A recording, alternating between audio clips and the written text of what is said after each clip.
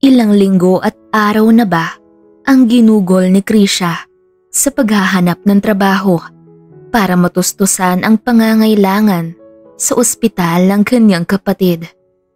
Halos hindi na maalala ni Krisha kung ano ang saktong date ng kanyang pagsisimula sa sobrang tagal na. Pero hanggang ngayon, wala pa rin siyang mahanap.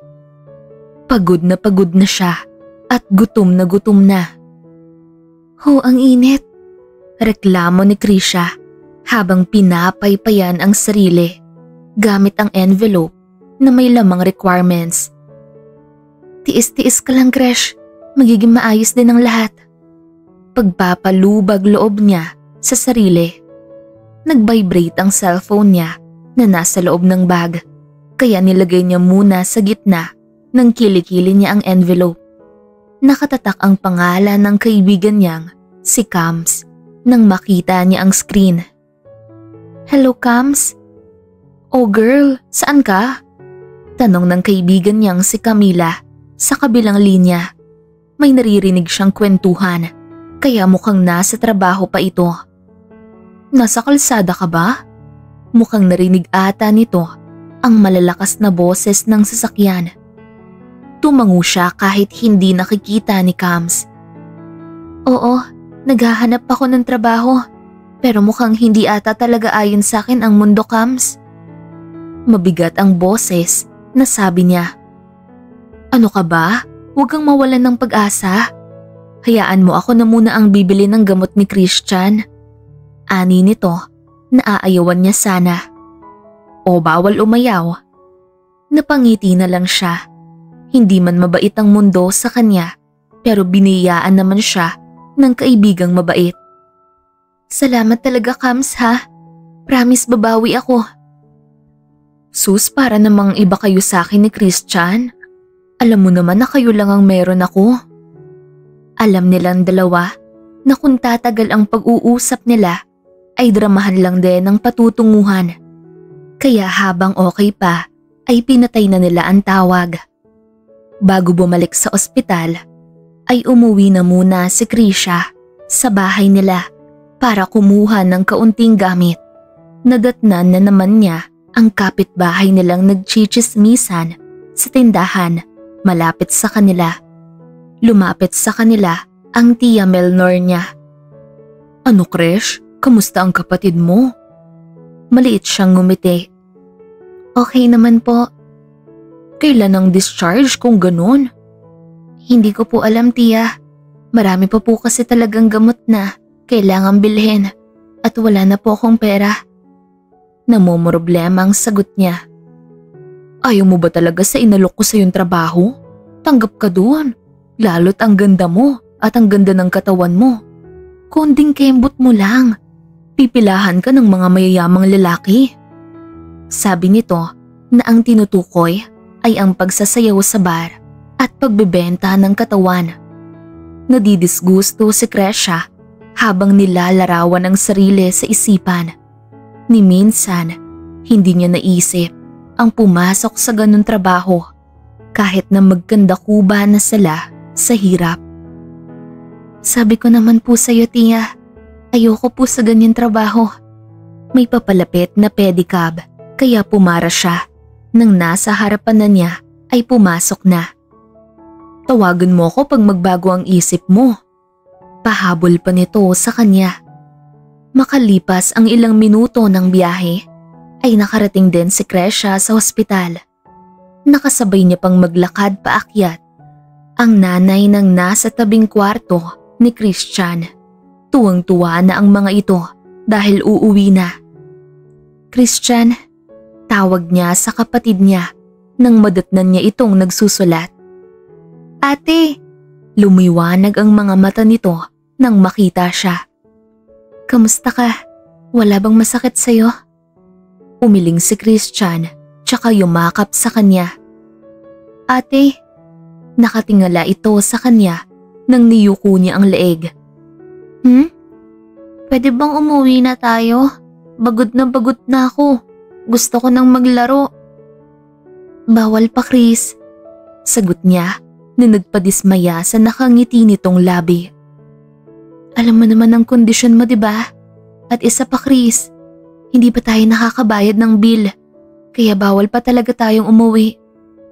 Mahinahong paliwanag niya. Hinaplos niya ang buhok ni Christian nang bumalik ito sa pagkakayakap sa kanya. Ganito na lang, isulat mo dito sa papel ang gusto mong gawin kapag nakalabas na tayo rito. Sabi niya para pagaanin ang mabigat na nararamdaman ng kapatid. Kinuha niya ang notebook at ballpen tsaka binigay kay Christian. Tutuparin natin ang gusto mo, promise. Pinanood niya ang sinusulat ni Christian. Hoy, bakit kasali ako dyan? Makapag-asawa ko ng mayaman? Tumatawang basa niya sa sinulat ni Christian. Gusto mo na ba akong mag-asawa, ha? Opo. Eh bakit naman? Para po mabili mo na ang mga gusto mo. Natawa si Krisha sa sinabi ni Christian. Ikaw talaga.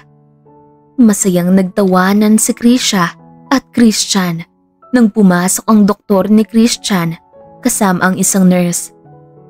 Dok, tumayo siya sa gilid ni Christian para makaharap ang doktor.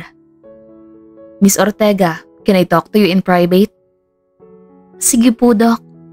Nagpaalam na muna si Krisha sa kapatid na sinimulan na ng nurse na i-check bago sumunod sa doktor.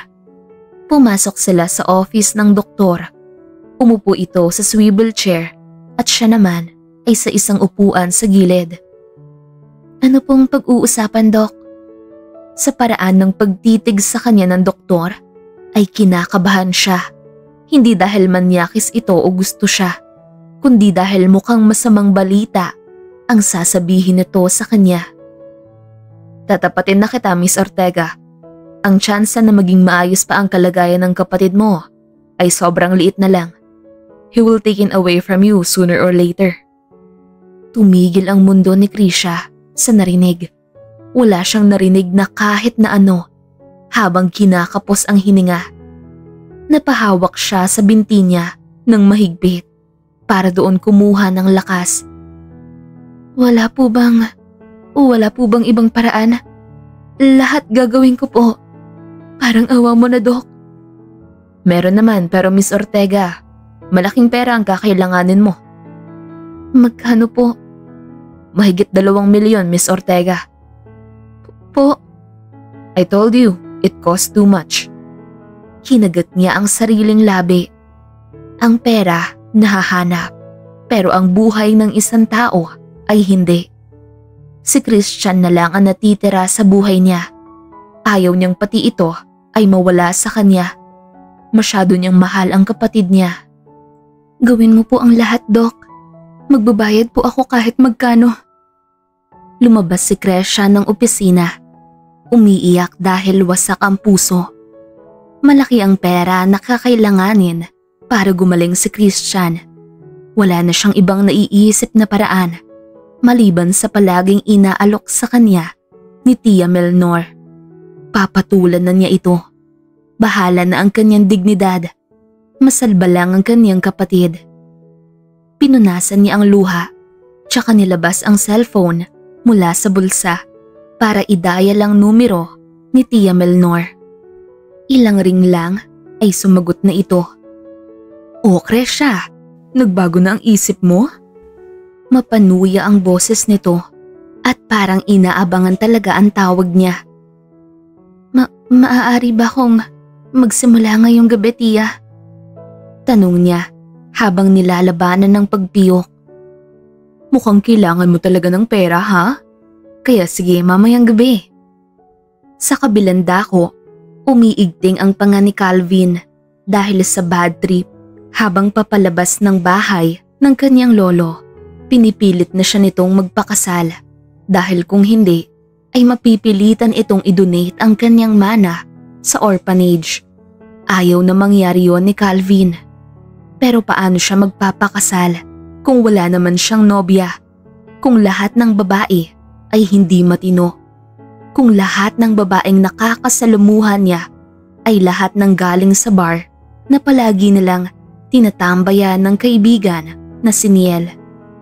Pero doon nagkakamali si Calvin nang mamataan niya ang babaeng sumasayaw sa harapan na parang nandidiri.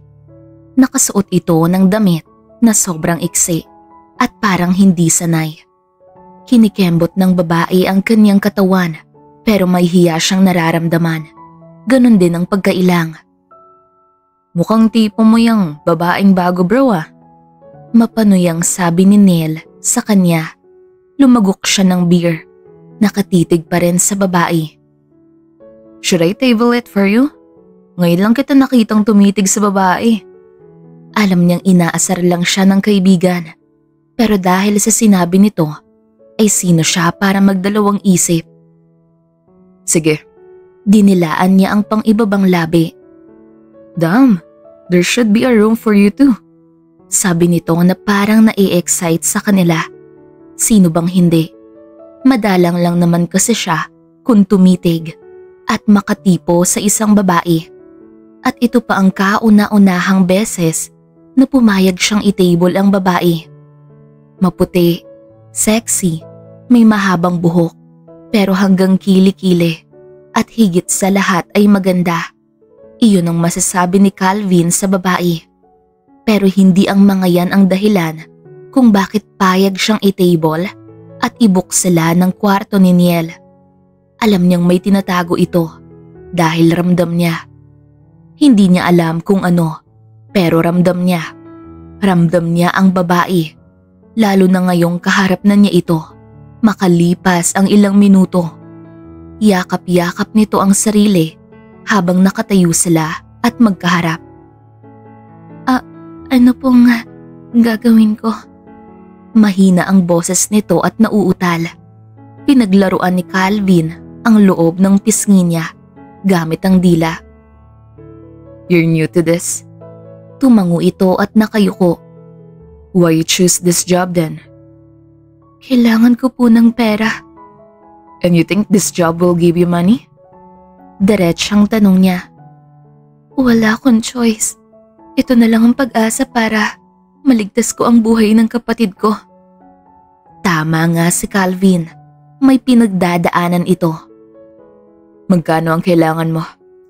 Nag-angat ito ng tingin. Dahilan para magsalubong ang mga mata nilang dalawa. Mahigit 2 milyon. Hindi alam ni Calvin kung bakit siya naawa sa babae dahil hindi naman dapat. Hindi niya kilala ang babae pero hindi niya alam kung bakit isinisigaw ng kalooban niya na tulungan ito. Pero hindi naman siya papayag na tulungan ito na wala ring kapalit. Doon niya naisip ang problema. Hinubad niya ang jacket na suot at walang dalawang isip na isinuot sa babae. I'll help you, but I have conditions. Ano pong mga kondisyon? First, fix yourself. Second, leave this job. And third, pinagmasdan niya ang mga mata ng babae at tumitig doon. Ano po ang pangatlo? Marry me. Nakita ni Calvin ang pagkagulat sa mukha ng babae dahil sa sinabi niya. Napalunok pa ito. Handa na sana siyang bawiin ang panghuling kondisyon. Ngunit sa sinagot nito ay siya naman ang nagulat. Sige, papakasalan kita. 1.5 oras. Hindi pa rin tuluyang pumasok sa isipan niya ang mga nangyari. Walang nangyari sa kanila ni Calvin, bagay na sobra niyang ipinagpapasalamat sa lalaki. Kumalma ka na ba? Napalingon siya kay Calvin na nagmamaneho. Nahihiya siyang sumagot ng hindi at sasagot na sana siya ng oo, pero traidor ang tiyan dahil sa pagtunog nito. Napakagat siya sa sariling labi. Let's take out some food. Calvin, hindi na. Ngunit hindi nito pinansin ang sinabi niya at nagpark sa isang mamahaling restaurant.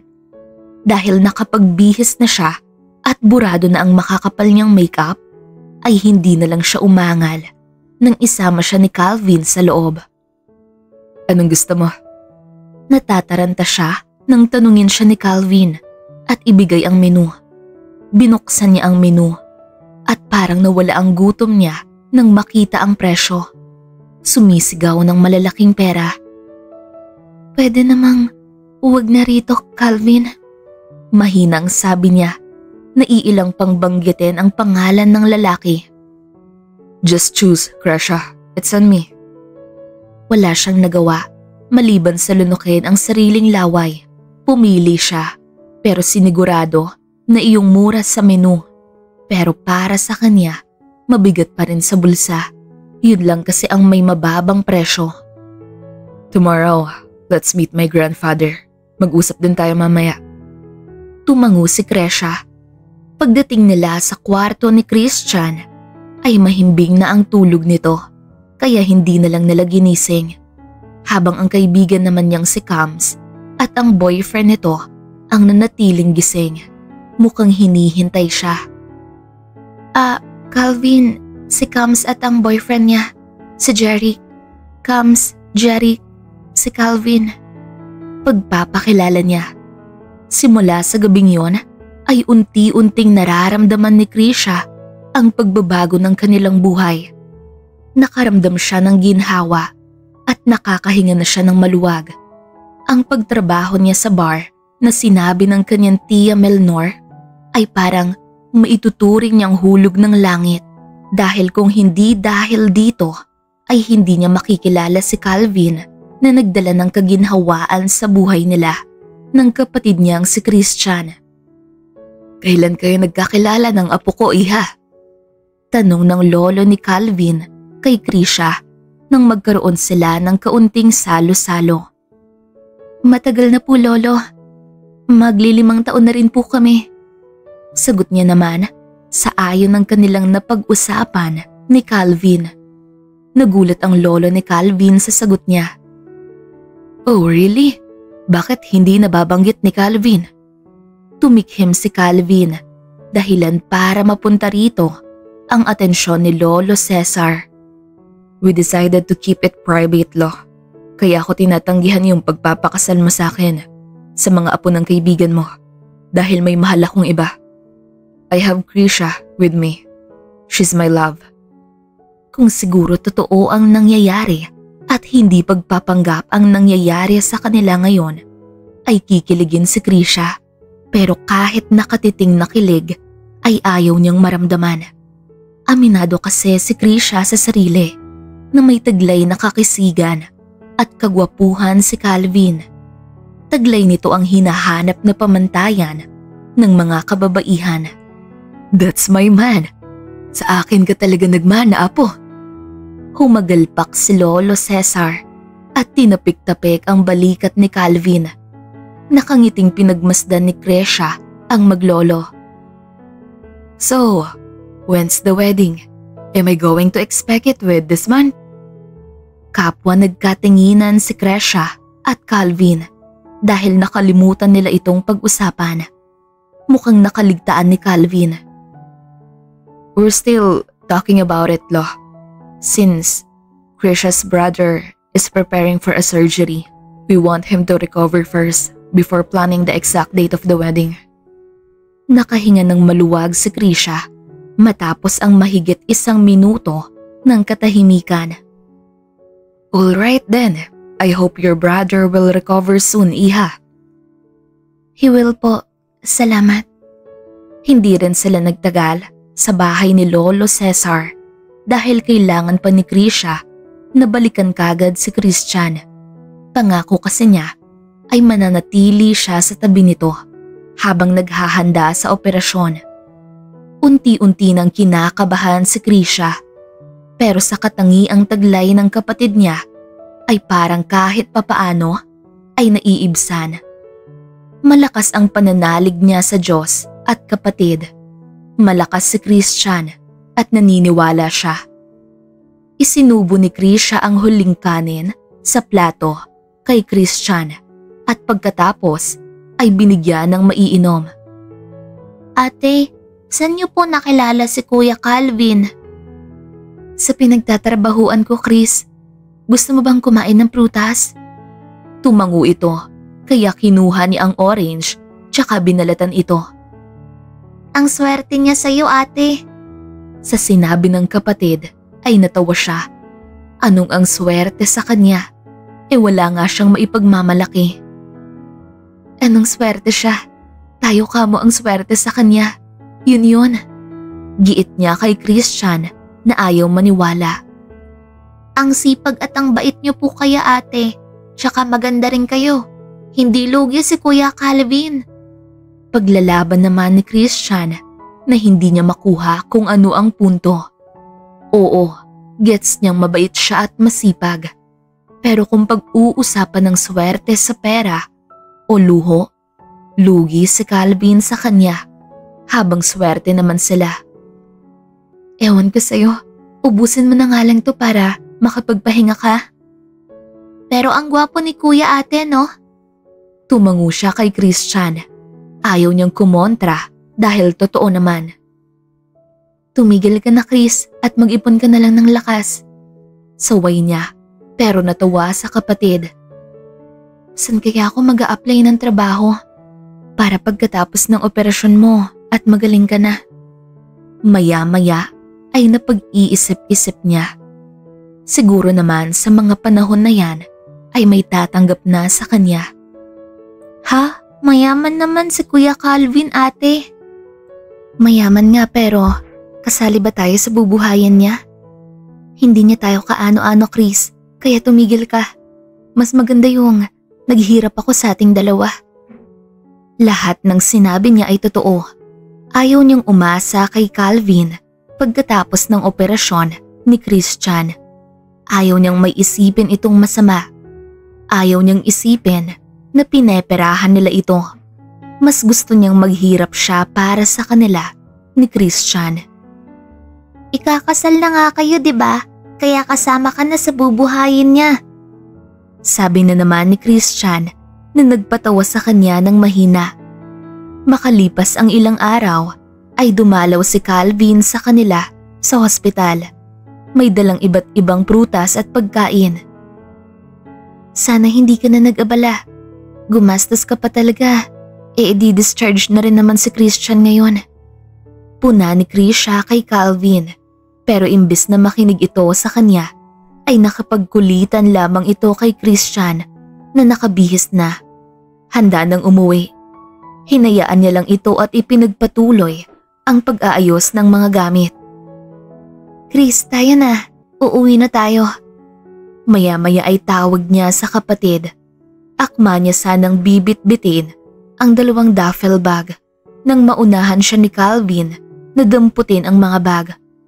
Calvin, ibaba mo ang mga yan. Natatarantang pigil niya rito.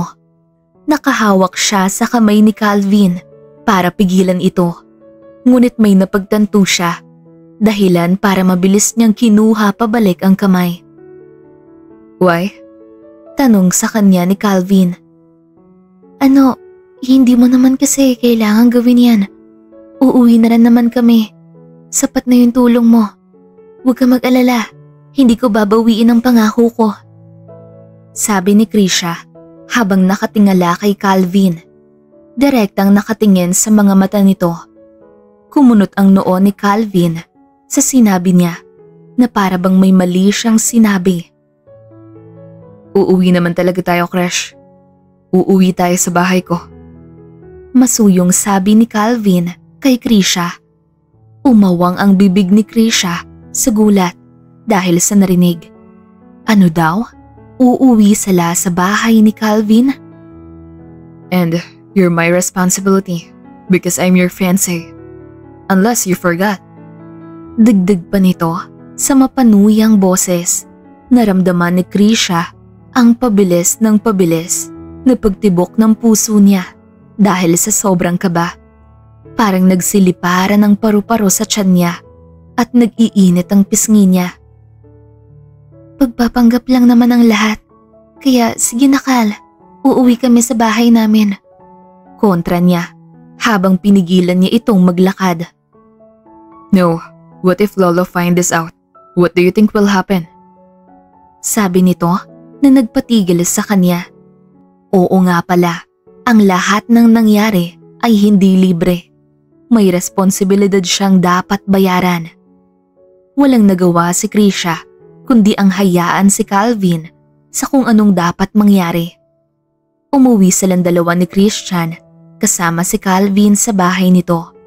Kung bahay nga bang matatawag sa sobrang laki.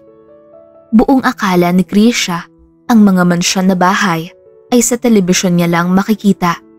Pero hindi niya aakalain na makikita niya ito sa personal at titira pa siya. Make yourself at home, buddy, because from now on, ito na ang magiging bahay niyo. Sabi ni Calvin sa kapatid ni Krisha. Tinapik pa nito ang balikat. Bago umakyat sa ikalawang palapag, dala ang mga bag nilang dala. Ate, ang laki ng bahay ni Kuya Calvin. Namamanghang po na ni Christian habang malawak ang ngiti at inililibot ang paningin sa loob ng mansyon. Kung nasa edad siguro siya ni Christian, ay ganyan din ang magiging reaksyon niya. Sobra naman kasi talagang laki ng mansyon. Dito na ba talaga tayo titira, ate? Nilingon ni Krisha ang kapatid niya. Pansamantala lang, Chris. Alam mo naman ang katayuan namin ni Kuya Calvin mo, diba? Magpapakasal kaming dalawa. Hindi dahil mahal namin ang isa't isa, kundi dahil utang natin ang lahat ng ito. Sabi niya. Pati rin tong buhay ko, ate, diba? Saglit siyang natigilan bago ngumiti ng maliit. Tumango si Krisha at hinaplos ang buhok nito. Oo, Chris. Aniya sa mahinang boses. Sumapit ang hapon at naiiwan si Krisha sa hardin. Dahil nagpapahinga si Christian, tahimik siyang nagdidilig nang tumabi sa kanya si Calvin. Prenteng nakatayo sa gilid niya. Can we talk later at my office? Maya-maya ay nagsalita ito, dahilan para tumigil siya sa ginagawa at ituon ang atensyon niya rito. Sige, tungkol ba sa kontrata? Tumango si Calvin sa tanong niya. Nagbawi si Krisha ng tingin at tumingin sa paligid. Krisha, tawag ni Calvin sa kanya na ikinalingon naman niya.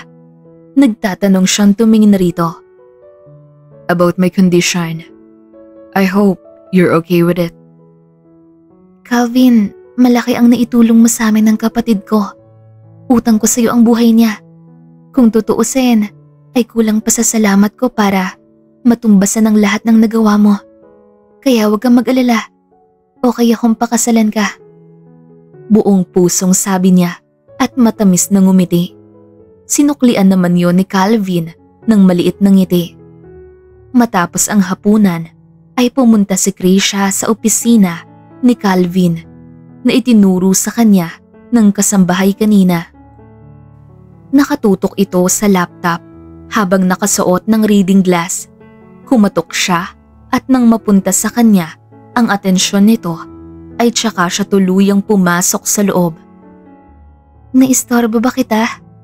Nahihiyang tanong ni Krisha dahil halata sa mukha nito ang stress dahil sa patong-patong na mga papeles na nasa harapan nito. Paano kaya nakakaya ni Calvin ang lahat ng papeles na nasa harapan nito? Dahil kung si Krisha ang tatanungin, ay baka tumalon na siya sa building sa stress. It's fine, sabi naman ni Calvin at kinuha ang suot na reading glass. May kinuha itong folder sa drawer at ibinigay sa kanya. Nang tignan niya ang laman, hindi na nagulat si Krisha nang mabasa ang salitang kontrata. Tell me if may gusto kang baguhin o pag may hindi ka nagustuhan. Sabi ni Calvin. Maliit siyang tumango. Nasa kontrata na ang tingin. Binasa niya ang bawat salita. Walang niligtaang kahit isa. At nang matapos, ay malakas siyang bumuntong hininga. Nang mag-angat ng tingin si Krisha, ay nakasalubong niya ang mga tsokolate nitong mata na nakatitig sa kanya. Seryoso itong nakatingin sa kanya na kung hindi pa siya tumikhim ay hindi matatauhan si Calvin. Peking umubo si Calvin at umayos ng upo. How's the contract? Maliit na ngumiti si Krisha kay Calvin. Okay ako sa kontrata. Wala naman akong nabasang mali. Pipirmahan ko na ba? You're okay sleeping next to me? Paninigurado ni Calvin kay Krisha na ikinakunot ng noo niya. Wala naman siyang nakikitang problema. Mabait naman sa kanya si Calvin. Kaya siguro, okay lang na magtabi sila, hindi ba? Oo naman. Kapag nandito lang naman si Lola, diba? Kaya walang problema. Hindi ka rin naman nangangagat. Sabi ni Krisha at mahinang tumawa. Ganon din si Calvin nang umisi. And we're going to separate after 2 years. Tumango siya habang tipid na nakangiti. Please don't fall for me. Dagdag ni Calvin. 2 years. Sana lang talaga ay hindi siya mahulog. Dahil parang ngayon pa lang ay napapansin niyang hindi mahirap mahalin ang isang Calvin. We'll get married next month. Is it okay? Sige, walang problema sa akin. Hey, I'm sorry if I have to drag you in this situation. Let's just work together for this to work, alright? Masuyong sabi ni Calvin sa kanya. Napangiti siya at ngumiti. Ngayon, sino ang hindi mahuhulog? Matapos na lang mag-usap na dalawa, ay napagdesisyonan niyang bumalik na sa sariling kwarto para makapagpahinga. Pero nang pinilit niyang pumikit, ay daig pa niya ang uminom ng maraming kape dahil hindi niya magawang makatulog. Hindi naman makati ang katawan niya dahil naglinis naman siya ng katawan bago umakyat sa kama. Hanggang sa lumipas ang mga oras at madaling araw na, doon lang siya dinalaw ng antok. Halos hindi na mamalayan ni Krisha ang paglipas ng mga araw. Kasama niya ngayon si Christian habang kumakain ng agahan at ilang saglit lang ay bumaba na rin si Calvin na nakasuot ng corporate attire. Kumain ka na, nagluto ako ng breakfast, kahit konti lang. Magkalaman lang yan tiyan mo bago pumasok sa trabaho. Sabi ni Krisha, naniniguradong hindi tatanggi si Calvin. Sa tagal na din kasi nila rito ay nahahalata niyang pumapasok itong hindi kumakain. Sa huli ay hindi ito umangal at kusang umupo kasama nila. Hindi tuloy maiwasan ni Krisha ang mapangiti. Magiging mag-asawa sila ilang linggo na lang. Kahit sa papel lang naman sila mag-asawa, ay hindi maiwasan ni Krisha ang makaramdam ng galak. Nakikita niya ang sariling pagsilbihan ito tuwing umaga at gabi, gaya ng nagmamahalang mag-asawa. Hindi naman siguro yun masama, di ba? Calvin, pwede bang pagkatapos ng kasal ay magtrabaho ako? Magaling na din naman si Christian at papasok na rin siya ulit sa paaralan. Sabi ni Krisha habang nasa kalagitnaan sila ng pagkain. Nilingon siya ni Calvin na nakakunot ang noo. Why? You don't have to work, Krish. Kaya ko kayong buhayin. Sabi naman ni Calvin sa kanya. Hindi naman pwede ang ganun, no? Ang pangit naman kung hindi ako tutulong sa mga gastusin dito. At isa pa, nakakabagot ang manatili rito. Makahulog ang sabi niya. Nakatitig siya kay Calvin. Hinihintay ang pagpayag nito. You don't have to help, Krisha. I can provide for us, alright? Calvin, gusto ko pa rin tumulong. Nakakahiya sa magiging tunay na asawa mo after 2 years. Sabihin pa na palamunin ako. Sabi niya naman na may galing biro. Tumawa pa siya, pero ganun lang ang pagkawala ng ngisi niya nang seryoso siyang tignan ni Calvin. Don't think that way, okay? Hindi kayo palamunin ni Christian. Pamilya tayo. Masuyong sabi nito sa kanya na ikinalutang ng puso niya.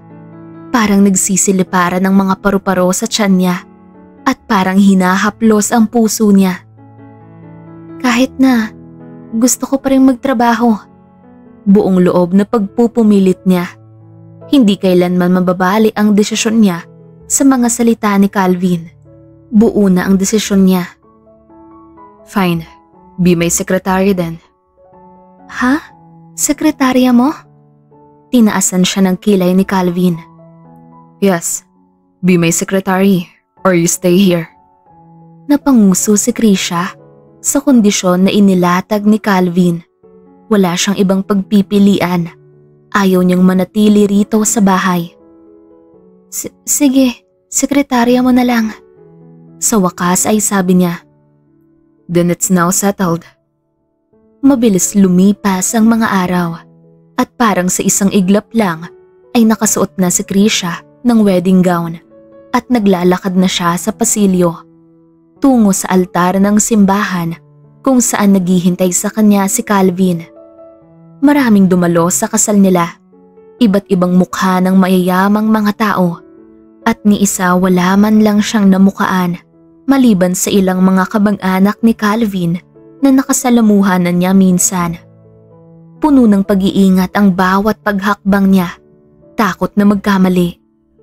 Sa nanlalabong mata ni Krisha ay parang malinaw sa paningin niya ang naghihintay sa kanyang si Calvin na tinapik-tapik na ang balikat ng lolo. Sa dinami-dami ng tao sa loob ng simbahan, sa mga mata lang ni Calvin siya nakatitig hanggang sa mapunta siya sa harapan nito. Parang wala siyang pakialam sa iba at tanging ang malalakas na tibok lang ng puso niya ang naririnig niya. Parang totoo ang lahat at walang kontrata ang nakasaad. Calvin Demetrio, do you take Krisha Bautista as your lawfully wedded wife? Tanong ng pare. I do. Did you, Krisha Bautista, take Calvin Demetrio to be your lawfully wedded husband? I do. Sagot ni Krisha habang nakatitig sa mga mata ni Calvin. I now pronounce you husband and wife. You may now kiss the bride. Hiyawan kaagad ng mga tao ang nangingibabaw sa buong simbahan. Lahat ng mga tao ay pumapalakpak sa tuwa para sa kanila. Can I? Tanong na muna ni Calvin sa kanya. May pag-aalinlangan sa boses. Ikaw bahala. Mahinang sagot niya. Pinanood ni Krisha kung paano itaas ni Calvin ang telang nakatakip sa kanya at kung paano dahan-dahang lumapit ang mukha nito sa kanya. Wala sa sariling ipinigit niya ang mga mata at hintayin ang halik ni Calvin. Isang dampi pero mainit na halik ang iginawad sa kanya ni Calvin. Ang first kiss niya. Hindi niya inaasahan na ang first niya ay sa mismong kasal nila. Bakit nga ba hindi pumasok sa isip niya na may mangyayaring halik kahit kontrata lamang ito? Dumiretso ang lahat sa reception pagkatapos sa simbahan. Ninamnam ni Krisha ang kasiyahan na para bang totoo ang nangyayari hanggang sa bumalik ang lahat sa normal pagkalipas ng 2 linggo. Walang nagbago. Ang pinagkaiba nga lang ay sa bawat gagawin niya ay nakakabit na sa pangalan niya ang apelyedong Demetrio. Diretso uwi kapag natapos ang klase, Chris, ha? Kapag may problema ay tawagan mo ko. Pagpapaalala ni Krisha kay Christian nang idaan nila ito ni Calvin sa paaralan. Ate, pangilang beses mo na yung paalala sa akin. Puna ng kapatid ni Christian sa kanya habang napapakamot sa batok.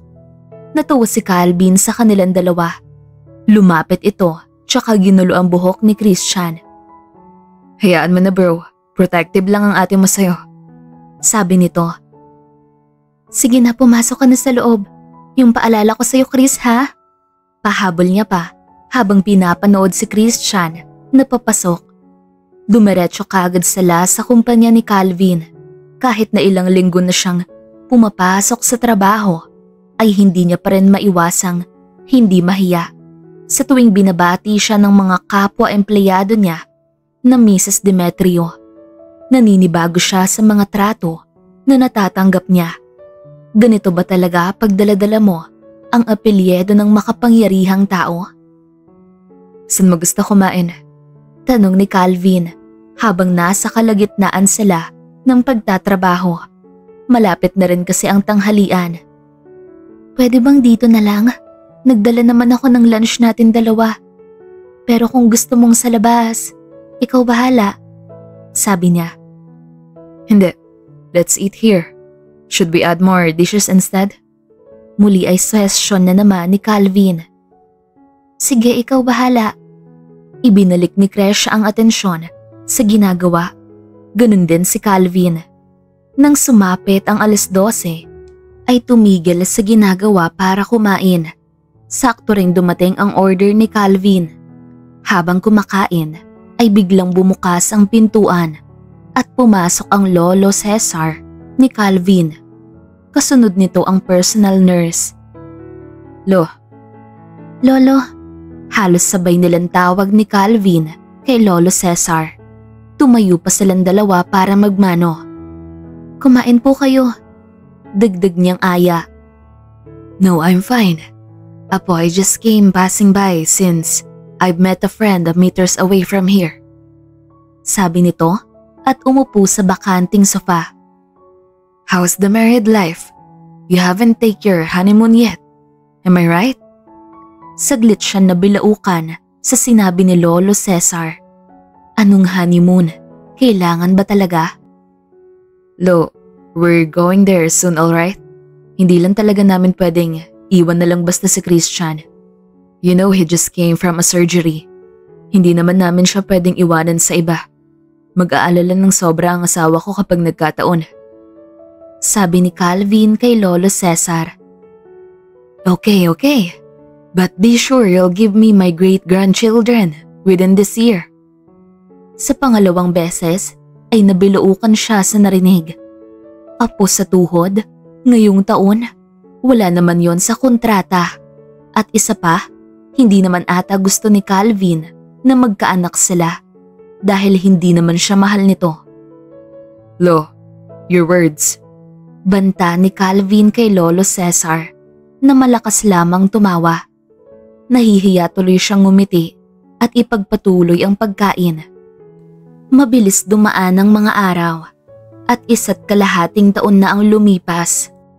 At aminin man ni Krisha o hindi, alam niya sa sarili niyang may nararamdaman na siyang pagmamahal kay Calvin. Ginagampanan na niya ang papel niya bilang asawa na hindi bumabase sa kontrata.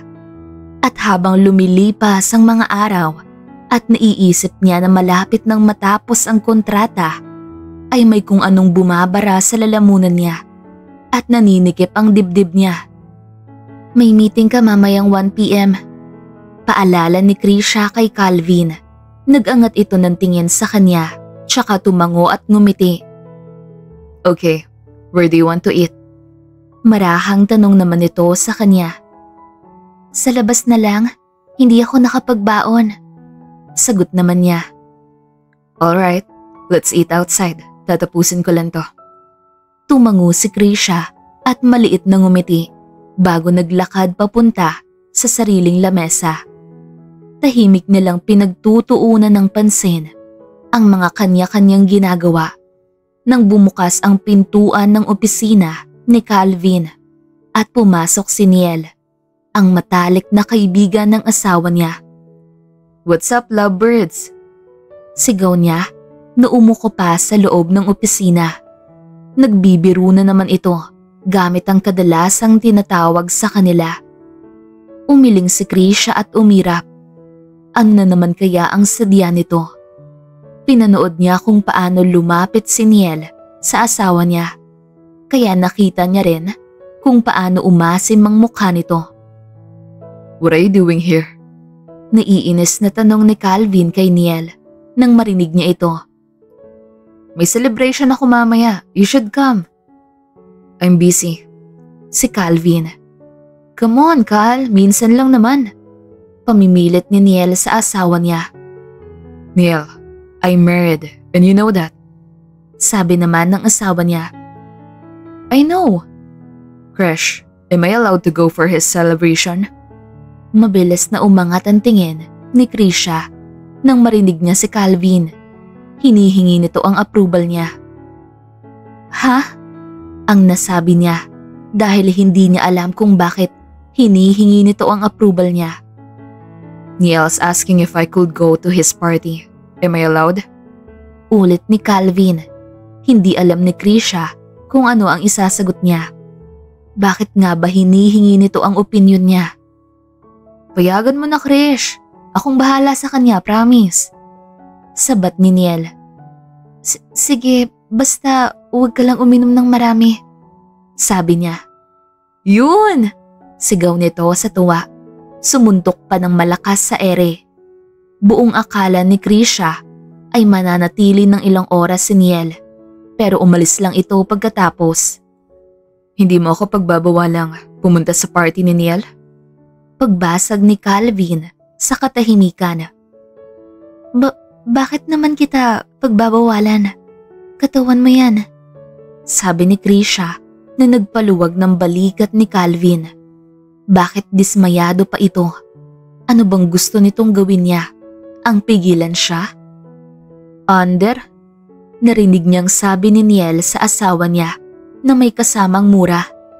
Pinilit na lang niya na mag-concentrate sa ginagawa at binaliwala ang magkaibigan. Nang sumapit naman ng hapon, uwian na, ay kumunot ang noo niya habang nakatingin kay Calvin na nakasandal sa lamesa nito. Ano pang ginagawa nito? 4:50 na. Hindi ka ba pupunta sa party ni Niel? Hindi niya maiwasang hindi magtanong. I'll take you home first. Sagot ni Calvin sa kanya at tumuwid ng tayo. Kaya ko naman. Hindi mo na ako kailangan ihatid. Magta-taxi na lang ako. Kontra niya na hindi pinagtutuunan ng pansin ni Calvin at tuloy-tuloy na kinuha ang gamit niya at ito ang nagdala. Baka hinahanap ka na ni Niel. Lumingon si Calvin kay Krisha.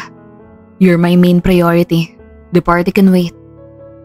Sabi nito at pinagbuksan siya ng pinto sa front seat. Pinanood niyang umikot patungong driver's seat si Calvin. Tahimik lang siya hanggang sa makarating sila sa bahay. Sige na, puntahan mo na si Niel. Hinihintay ka na nun. Atat ka na ba talagang umalis ako? Hindi ah, hinihintay ka na kasi.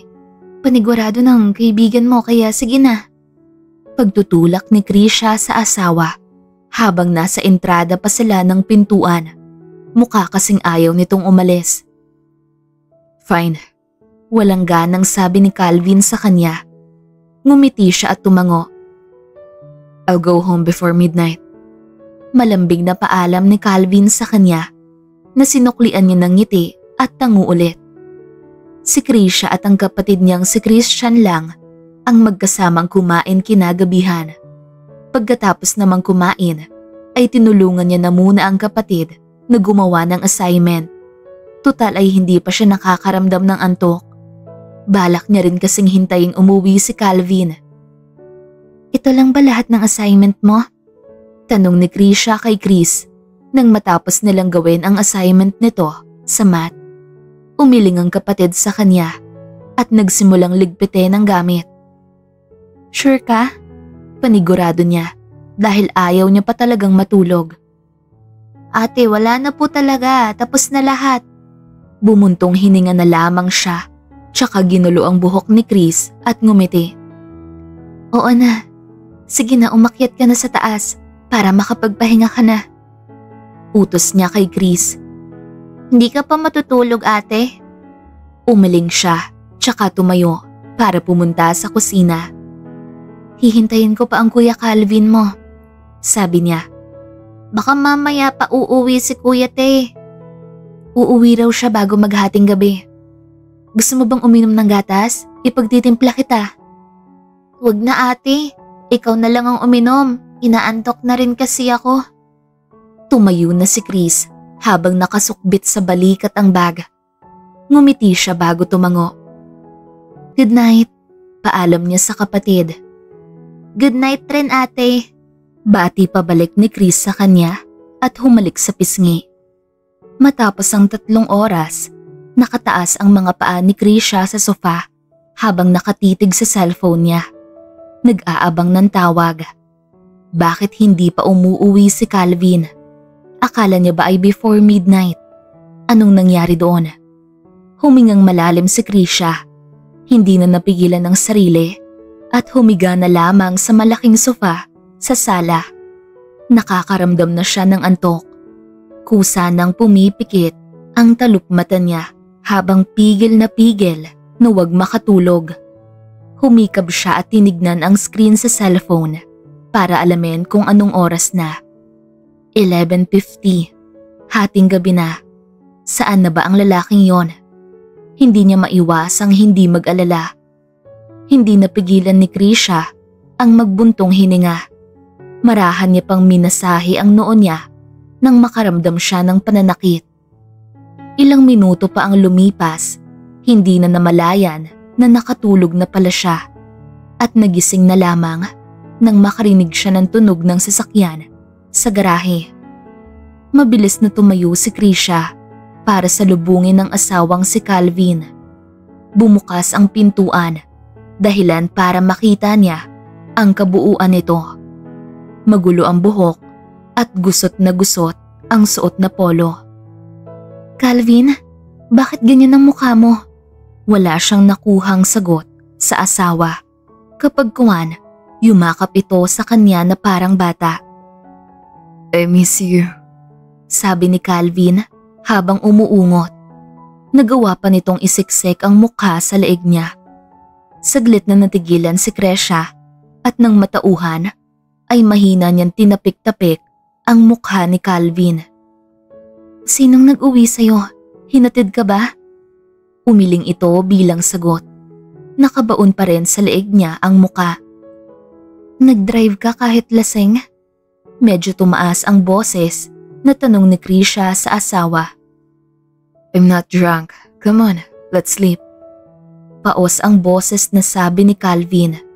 Nauna pang naglakad sa kanya pero pasuray-suray. Mabilis naman niya itong dinaluhan nang akma itong aakyat ng hagdan. Mahigpit niyang hawak ang braso ni Calvin habang binabaybay nila ang madilim na pasilyo patungo sa kwarto nito. Ang pagsalampak ng kanyang mga paa sa sahig at ang pagbibigay lakas sa katawan ni Calvin ay parang pagsubok sa kanyang lakas at determinasyon. Masakit sa likod ang bawat hakbang na ginagawa niya. Ngunit ang mga pahayag ng pag-aalala at pagkabahala ay nangingibabaw sa kanyang isipan. Habang dumating sila sa harap ng pintuan ng kwarto ni Calvin, nahirapan si Krisha na buksan ito. Parang batang inaamoy-amoy ni Calvin ang leeg niya, dahilan para tumawa siya ng pakonti sa kabila ng tensyon. Gamit ang paa, tinulak niya ang pintuan hanggang sa sumara ito. Maingat niyang inihiga si Calvin sa kama nito at tinanggalan pa ng sapatos at medyas. "Ang dami mong nainom, Calvin." Sinigawan niya sa pagkakatuwang ng lalaki na namumungay ang mga mata. "Hindi mo naman kaya ang dami ng alkohol. Hindi mo na kailangan mag-imbento na hindi ka lasing." Hindi nakatulong ang pagbibiro niya sa estado ni Calvin dahil ang lalaki ay tila wala ng pakialam. Sa kabila ng kanyang pang-aasar, nagalit siya na naramdaman ang paggalaw ng mga katawan ni Calvin sa bawat paggalaw niya. "Ay," sabi niya ng mahina habang tumutokso sa estado ng lalaki. "Diyan ka lang, kukuha lang ako ng pamunas mo." Habang papalapit si Krisha sa pinto ng kwarto, isang malakas na kamay ang humawak sa kanyang braso at bigla siyang hinila pabalik sa kama. Ang lakas ng pagkakahila sa kanya ay nagdulot na matumba siya sa ibabaw ni Calvin. Napayakap siya sa katawan nito at agad niyang naamoy ang malambot na hininga nito kahit na siya ay halos lasing. Ang kanyang mga mata na halos namumungay sa pagkalasing ay nagtataglay ng pag-aalala at pagkabigla habang ang mga labi ni Calvin ay tila malapit na sa kanya. "Calvin, ano bang?" Pabulong na tanong ni Krisha, ngunit ang kanyang tinig ay naputol nang biglang damhin ang malambot na labi ni Calvin na humaplos sa kanya. Sa simula, ito ay isang dahan-dahang halik na tila nagtatanong kung pwede bang magpatuloy. Ngunit mabilis itong naging mas matindi at puno ng pasyon. Ang kanilang mga labi ay nagtagpo sa isang malalim na halik at sa mga sandaling yon, tila ang mundo ay nawala. Ang tanging tunog na naririnig nila ay ang tibok ng kanilang mga puso at ang umuusbong na pagnanasa sa kanilang mga bibig. "Calvin, what are you?" Ang simula ni Krisha, ngunit ang mga salita ay nawala nang magtagpo ang mga labi nila sa isang maramdamin na halik. Ang halik ay sabik at malalim na puno ng pagnanasa at emosyon na hindi kayang ipahayag ng mga salita. Ramdam niya ang init ng kanyang hininga laban sa kanyang balat.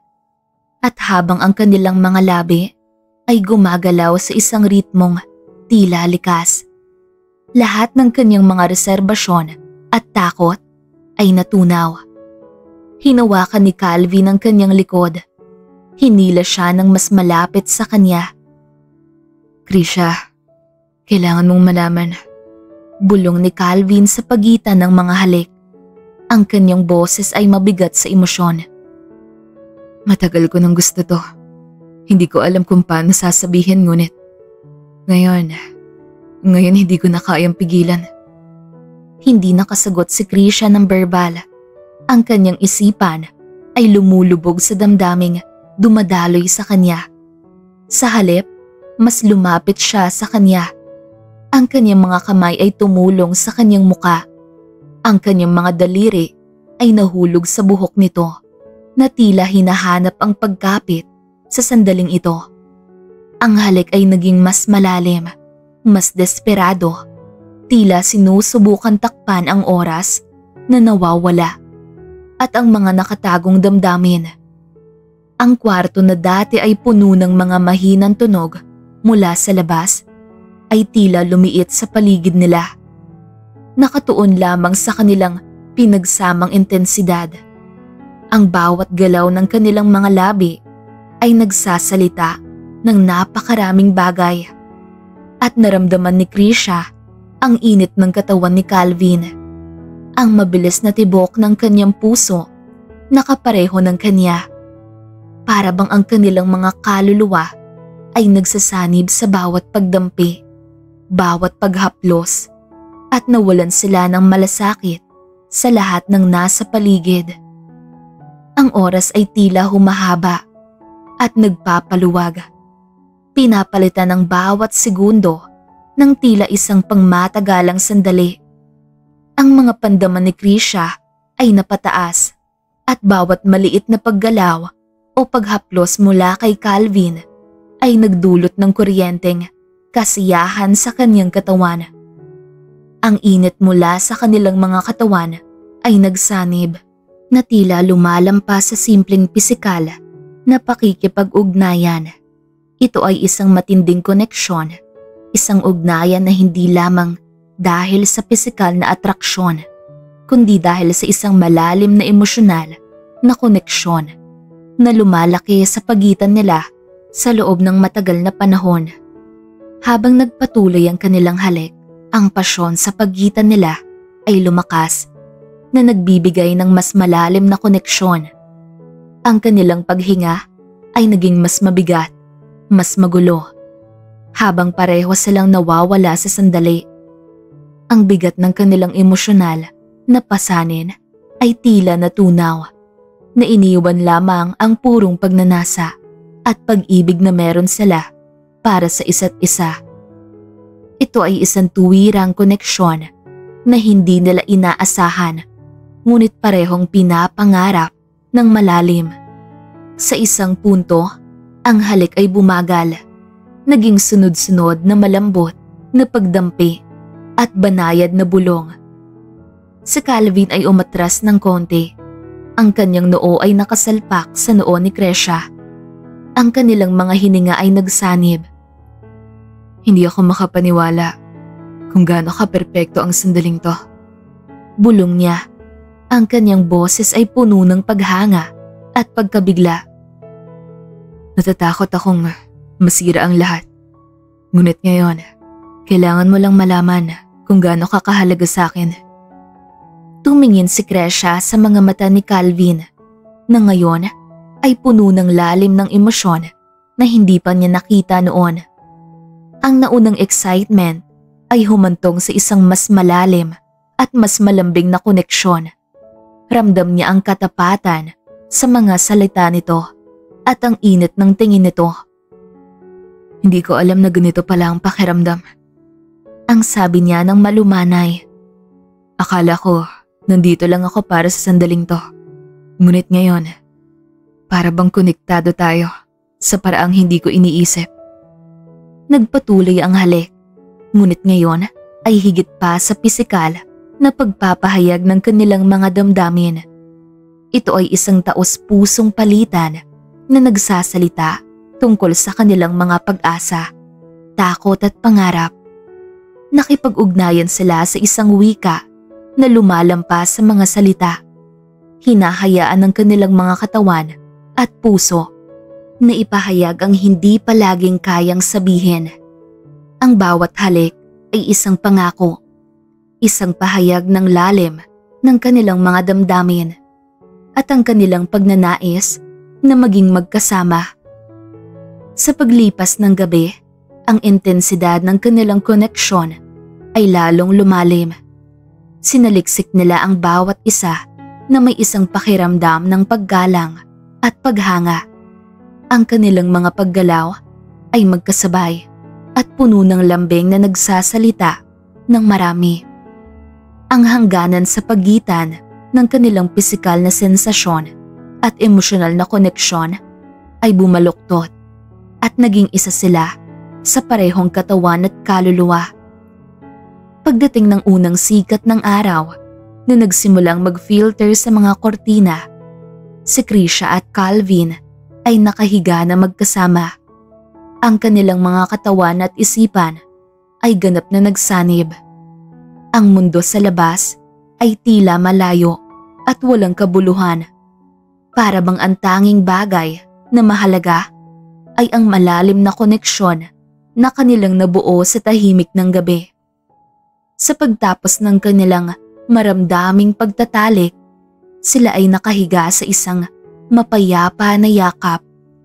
Alam nilang ang kanilang relasyon ay lumagpas sa pisikal at umabot sa isang bagong, mas malalim na antas ng intimacy. Sa mga tahimik na sandali, habang sila ay dumarating sa isang konektadong pagkatulog, pareho nilang naunawaan na ang kanilang pag-ibig ay lumago sa kabila ng kanilang mga inaasahan. Hindi na ito tungkol sa pisikal na atraksyon o panandali ang mga sandali. Ito ay tungkol sa isang malalim at matibay na koneksyon na magdadala sa kanila sa kahit anong pagsubok na darating. Ang gabi ay nagbago sa lahat at alam nilang ang kanilang pagkakaugnay ngayon ay mas malakas at mas makabuluhan kesa sa dati. Nang magising si Krisha kinabukasan, ang liwanag ng araw ay tila mas maliwanag kesa sa dati. Sumilay ang ngiti sa kanyang mga labi habang nakatitig sa lalaking katabi niya, sa lalaking mahal niya na hindi niya inaakalang mahal siya. Dumapo ang kamay ni Krisha sa kilay ni Calvin, pababa hanggang sa mga nakalapat na labi ng lalaki. Otomatikong naibaba ni Krisha ang kamay niya nang gumalaw si Calvin at dumilat. Good morning. Bati ni Calvin sa kanya gamit ang malalim at namamaos na boses. Maliit siyang ngumiti kahit nasa kaloob-looban niya ay sasabog na siya sa kilig. Sino ba naman kasing mag-aakala na darating sila sa ganitong pagkakataon? Let's grab some breakfast downstairs. Tumango siya. Bago bumangon ay hinalikan siya nito sa noo. Lihim na naman siyang napangiti. Naunang bumaba si Calvin sa kanya habang bumalik naman siya sa kwarto niya para maligo bago bumaba at sabay silang kumain ng agahan. Simula nang may mangyari sa kanila, ay nagpatuloy ang pagiging maalaga, maalalahanin at higit sa lahat, mapagmahal na trato sa kanya ni Calvin. Kailanman, hindi nila napag-usapan ang nalalapit nilang divorce. Kung may mangyayari pa nga ba. Ate, okay ka lang? Mabilis na lumapit sa kanya si Christian at hinihipo ang likuran niya nang nagduwal siya sa lababo. Nasa kusina silang dalawa ng kapatid para magluto ng dinner dahil dadayo ang lolo ni Calvin. Hindi niya pa sana alam dahil hindi siya sinabihan. Pero mabuti na lang at tinawagan din siya ng lolo Cesar niya. Okay lang ako. Nababahuan lang at saka baka dahil rin to sa kinain kong pagkain kanina. Sige na, tapusin mo na yung paghihiwa ng sibuyas tsaka sa karne. Pagpapabalik ni Krisha sa kapatid niya sa ginagawa nito. Habang siya naman ay bumalik din sa ginagawang pasta. Ilang oras pa ay natapos na ang paghahandang ginawa nila ng kapatid. Naglalakad si Krisha patungo sa ref nang biglang napahawak naman siya sa upuan dahil sa hilo na nararamdaman. Ate, ayos ka lang? Nag-aalalang tanong ni Christian sa kanya at inalalayan siyang umupo at pagkatapos ay inabutan siya ng tubig. Tumango siya. Okay lang ako. Itutulog ko lang to saglit. Kanina pa rin kasi ako inaantok. Sige, ihatid na kita sa kwarto. Pinigilan niya ito gamit ang kamay, tsaka umiling. Hindi na, kaya ko na. Maglinis ka na lang muna at mag-aral pagkatapos. Sabihan mo na lang si Kuya Calvin mo na nasa kwarto ako pagdating. Sabi niya. Sige ate, sure ka bang kaya mo? Baka mapano ka sa hagdanan. Pamimilit pa ni Christian sa kanya. Kaya ko na. Oh, okay, sige. Sabi na lamang ni Christian pero parang may pag-aalinlangan sa boses. Dahan-dahan ang paglalakad ni Krisha papunta sa kwarto niya habang nakahawak sa railings ng hagdanan para doon kumuha ng suporta. At nang makapasok siya sa kwarto ay humiga sa kama at agad na nakatulog ng mahimbing. 5:00 na ng hapon, dumating si Calvin at nag-aakala siyang sasalubungin siya ni Krisha sa mismong pintuan nila. Pero si Christian lang ang sumalubong sa kanya. Good evening po kuya. Lumapit sa kanya si Christian at kinuha ang dala niyang paper bag na naglalaman ng take-out na pagkain. Good evening Chris, ang ate mo? Tanong niya rito habang papasok sila sa kabahayan. Nasa kwarto po niya kuya natutulog. Kanina pa po yun. Nahilo nga po si ate kanina kuya. Saglit siya napatigil sa narinig at agad na binalot ng pag-aalala para sa asawa. Nagpaalam siya saglit dito at nagsabing tawagin na lang siya kapag dumating ang lolo. Pinuntahan niya kagad kung nasaan si Krisha. Naabutan niya itong mahimbing na natutulog. Humihilig pa ito ng mahina kaya hindi niya maiwasang hindi tumawa. Ungot nito nang marahan niyang haplusin ang buhok nito. Calvin, sabi nito sa pangalan niya nang magmulat ito. Ngumiti siya. Kumain na tayo. Hindi ka pa raw kumakain, sabi ni Christian. Sabi niya. Sige, dumating na ba si lolo? Sagot naman ng asawa niya, pero taliwas ang ginawa. Isiniksik pa nito lalo ang katawan sa kanya at pumikit. Baby, you have to eat. Walang nagawa si Krisha kundi ang sundin si Calvin.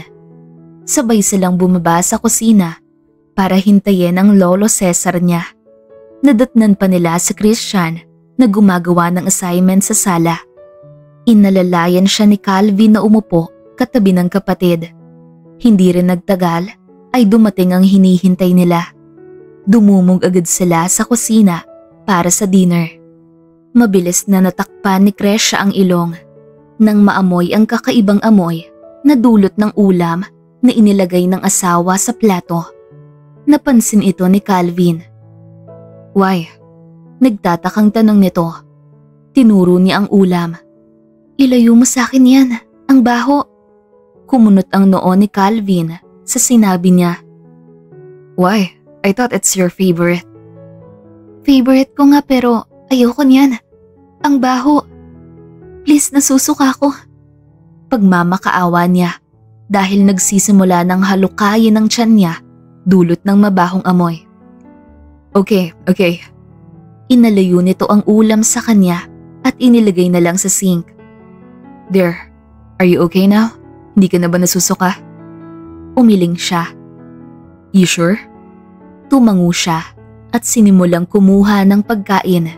Nagsimula na siyang kumain. Ganon din si Calvin.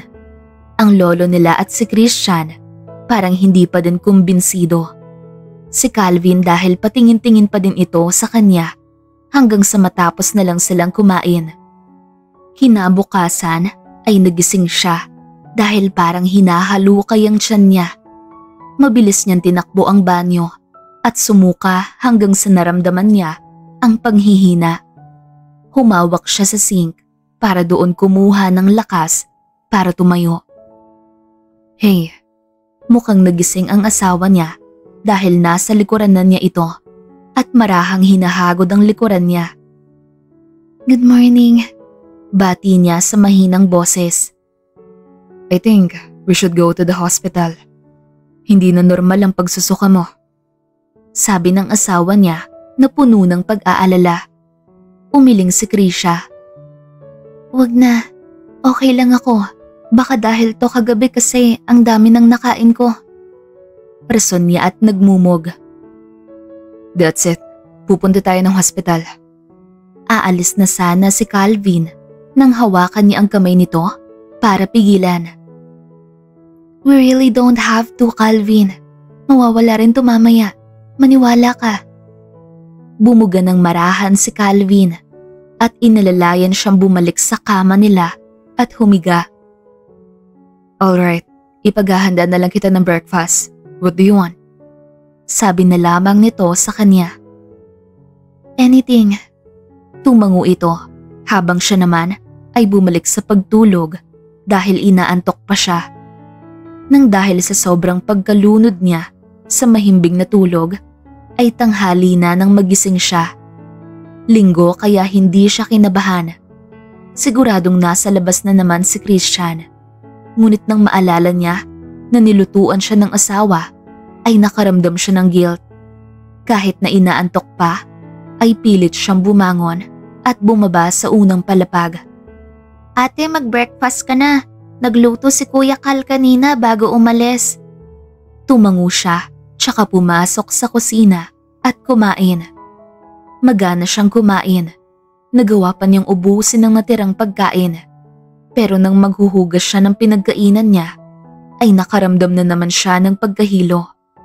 Napahawak siya sa ulo at sa sink nang umikot ang paningin niya. Ano bang nangyayari sa kanya? Bakit bigla-bigla na lang siyang nakakaramdam ng hilo? Idagdag pa ang madalas niyang pagsusuka. May sakit ba siya? Mukhang kailangan niyang i-consider ang sinabi ni Calvin na pagpunta sa ospital. Matapos magbihis, ay nagpaalam kagad siya kay Christian na may pupuntahan lang. Hindi niya sinabing sa ospital ang punta niya dahil paniguradong mag-aalala naman ito ng sobra. Mrs. Krisha Demetrio, agad na umangat ang paningin ni Krisha nang tawagin ng doktor ang pangalan niya na sumasagawa ng test sa kanya. Dok, ano po ang resulta? May sakit po ba ako? Sunod-sunod niyang tanong na ikinatawan nito. Hindi niya tuloy maiwasang kumunot ang noo. Lahat ng symptoms na nararamdaman mo ay normal lang sa babaeng nagbubuntis. I suggest you to see an OB. May ire-recommend ako sa'yo. Napatanga si Krisha sa gulat. Ano raw? Siya buntis? Hindi siya makapaniwala sa narinig. Hindi niya alam kung iiyak o tatawa ba siya sa sobrang saya.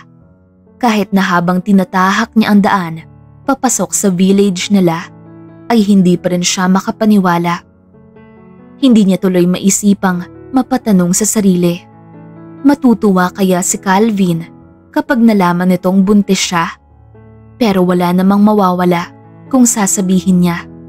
Deserve naman itong malaman dahil ito ang ama ng dinadala niya. Matapos bumaba sa taxi na sinakyan niya, ay tumigil siya sa paglalakad nang may babaeng humarang sa kanya. Mukhang mayaman dahil sa karangyaan nitong suot. "Sino po sila? Ano pong kailangan niyo?" Magalang na tanong niya. Ngunit napaatras siya nang lumapit ito sa kanya at tinaasan siya ng kilay habang tinitignan siya mula ulo hanggang paa. "Ikaw ang asawa ng nakatira dito?" Opo. At buntis ka?" Maotoridad nitong tanong. Po, paano niyo po nalaman?" Sinundan niya ang mata ng ginang at tumigil ito sa hawak niyang ultrasound ng baby nila ni Calvin. Hawak-hawak niya pala. "Ano pong kailangan niyo?" Tanong niya sa maliit na boses. "Layuan mo ang anak ko, yan ang kailangan ko." Sumikdo si Krisha. Akala niya ba ay ulila na ang asawa niya? Nagsinungaling ba ito sa kanya? "Malabo po atang mangyari ang gusto niyo. Magkakaanak na po kami ni Calvin." Sagot niya, ngunit galit na galit itong tumingin sa kanya, dahilan para makaramdam siya ng takot. "Papipiliin kita kung ganon. Ang anak ko o ang anak mo. Dahil kung anak ko ang pipiliin mo, ako mismo ang kikitil sa buhay ng anak mo. Ayaw mo naman sigurong mangyari yun, di ba?" Napaatras si Krisha sa sobrang takot.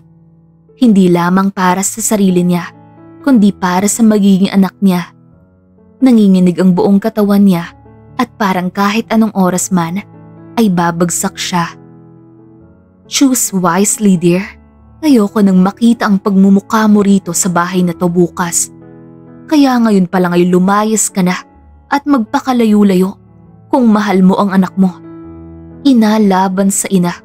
Alam kong matino ka, kaya umayos ka." Sabi ng ginang, tsaka iniwan siyang tulala. Naguguluhan at puno ng pag-aalala ang makikita sa mukha ng kapatid niya nang pumasok siyang umiiyak at nang dumiretso siya sa kwarto nila, tsaka nag-iimpake. "Mag-impake ka na, Chris. Aalis na tayo." Utos niya sa kapatid. "Teka ate, ano bang nangyari? Bakit ka umiiyak? Nag-away ba kayo ni kuya? Pinapalayas na niya ba tayo?" Sunod-sunod na tanong ni Christian sa kanya, pero wala siyang sinagot kahit isa. "Pwede ba, Chris? Mag-impake ka na lang. Tsaka ako na lang ipapaliwanag sa'yo kapag nakaalis na tayo."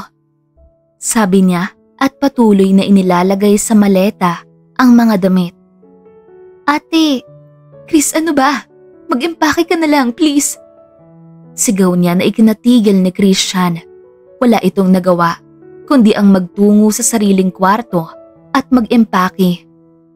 Mahal na mahal niya si Calvin, pero mas mahal niya ang magiging anak niya.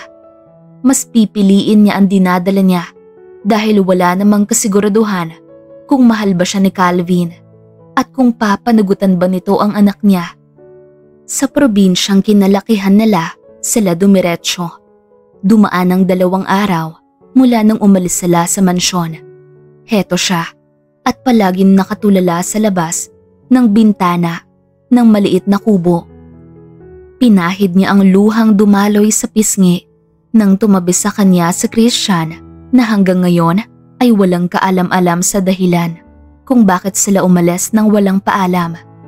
Bukod dito ay wala rin itong malay tungkol sa pagdadalang tao niya. "Bakit ba tayo umalis, ate?" Naguguluhang tanong ni Chris sa kanya.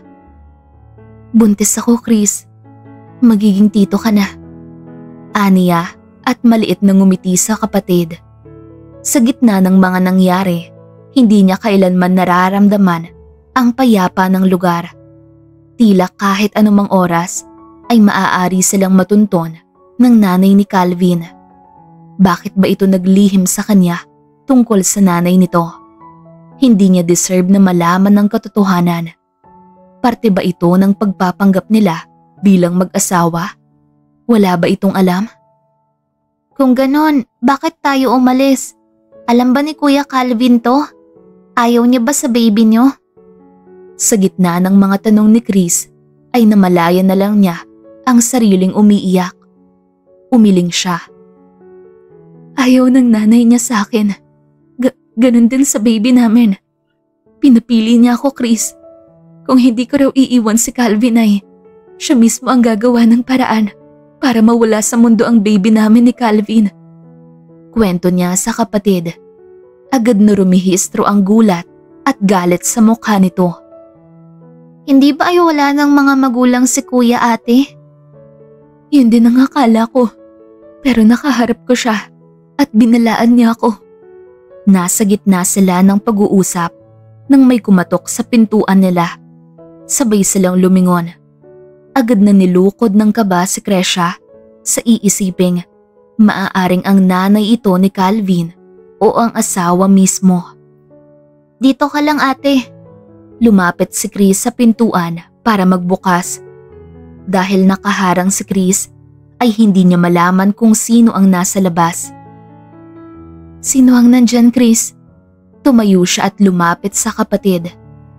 Nagulat at nanlamig siya nang makita kung sino ang nasa labas. Calvin, mahinang sambit niya sa pangalan ng asawa. Maliit itong ngumiti. Hey, anong ginagawa mo rito? Let's go home, please. I miss you. Halos pabulong na sabi sa kanya ng asawa. Umiling si Krisha na ikinabagsak ng balikat ni Calvin. Anong problema natin? Did I do wrong? Tell me please. Aayusin ko. Sunod-sunod at puno ng pagmamakaawa na sabi ng asawa niya. Pinahid niya ang luha sa pisngi. Wala. Bakit ka ba nandito? Asawa mo lang naman ako sa papel, Calvin. Hinahanap ba ako ni Lolo Cesar? Sabihin mo na lang ang totoo. Sabi niya. Umiling si Calvin sa sinabi niya. No. You're my wife, and I am your husband. Damn the paper. I love you with all of me. Please, love, umuwi na tayo. Pagsusumamo sa kanya ng asawa, kulang na lang ay lumuhod sa harapan niya. Mabilis na nagsibagsakan ang mga pinipigilan niyang luha dahil sa sinabi ni Calvin.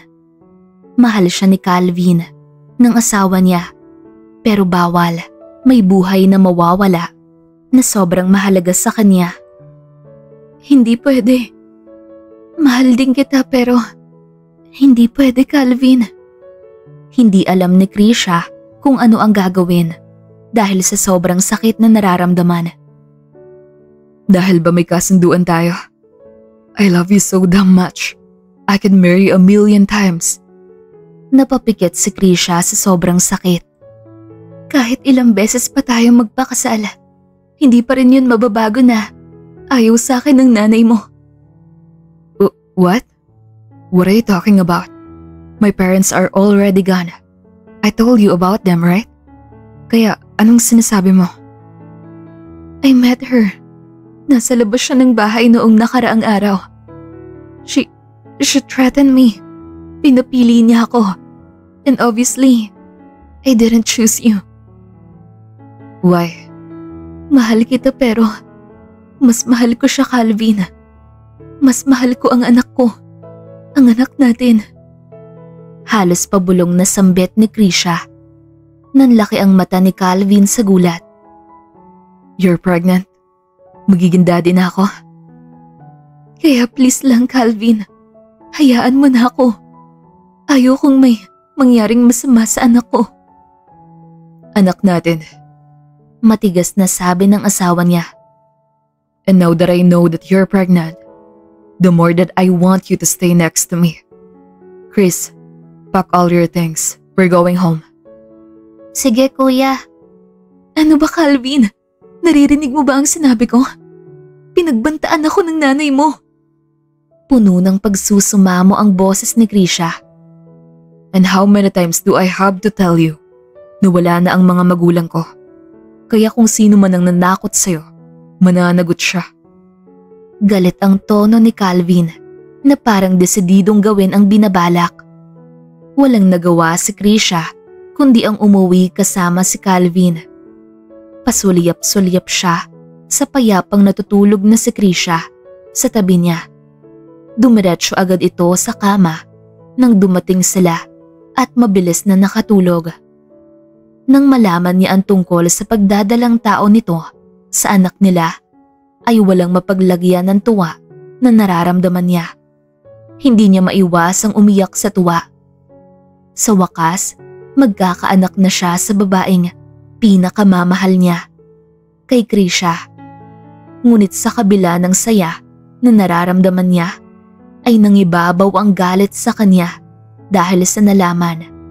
Tinakot ang asawa niya ng ginang na may sakit sa utak. Dahil dito ay muntik na siyang mawala ng pamilya. Napag-alaman ni Calvin na nakatira ito sa kabilang kanto ng village. Nakalabas ng hindi alam ng nagbabantay dahil pumuslit. I love you. Sleep well, my love. Bago pumikit ay hinalikan niya ang noo ng asawa ng buong puso. Noong una, ayaw niyang maniwala na may mamahalin siya ng lubusan. Pero hindi niya inakala na may dadating sa buhay niya na yayanigin ang pananalig niya patungkol sa pagmamahal.